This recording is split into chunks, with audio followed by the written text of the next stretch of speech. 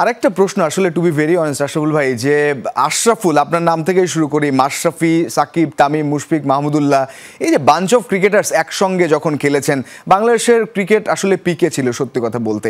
এটার অভাব এখন বোধ করছেন কিনা বা করছে কিনা বাংলাদেশ ক্রিকেট, এবং অদূর ভবিষ্যতেও একটা শঙ্কা দেখছেন কিনা?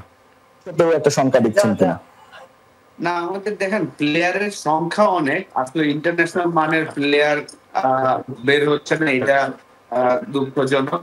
এমন না যে আমাদের প্লেয়ার নেই, অনেক প্লেয়ার আছেন, কিন্তু ইন্টারন্যাশনাল ক্রিকেটে যতটা স্মার্ট হওয়া উচিত, এখন যেভাবে ক্রিকেটটা হচ্ছে পুরো ওয়ার্ল্ড ক্রিকেটে, সেই মানের ক্রিকেটটা পাচ্ছি না। এটা একটু তো ওয়ারিডের বিষয় ডেফিনেটলি।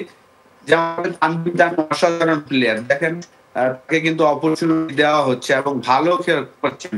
প্রথম ম্যাচে হয়তো রান করেননি, পরের ম্যাচে সেই স্টার্ট পেয়েছেন, কিন্তু স্টার্টটা কিভাবে বড় করবে এই জিনিসটা মিসিং। কারণ সেম আন্ডার-19 ওয়ার্ল্ড কাপ সেও খেলেছেন, জাসওয়াল খেলেছেন ইন্ডিয়ার ওপেনার।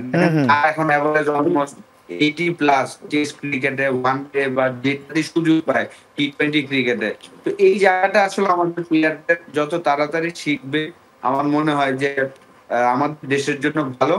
কিন্তু অবশ্যই তামিম, সাকিব, মুশফিক তাদের জায়গা তো আসলে এত তাড়াতাড়ি ফিল আপ হবে না, একটু টাইম লাগবে, আমাদের ধৈর্য ধরতে হবে সবাইকে। কিন্তু প্লেয়ারদের আরেকটু আমার মনে হয় যে স্মার্ট হওয়া উচিত। তাদের কিন্তু অপরচুনিটি দিচ্ছেন, ক্রিকেট বোর্ড দিচ্ছেন, সিলেক্টররা দিচ্ছেন, সুযোগ দিচ্ছেন, কিন্তু তারা সুযোগগুলা কাজে লাগাচ্ছেন না। এটা একটু হতাশাজনক।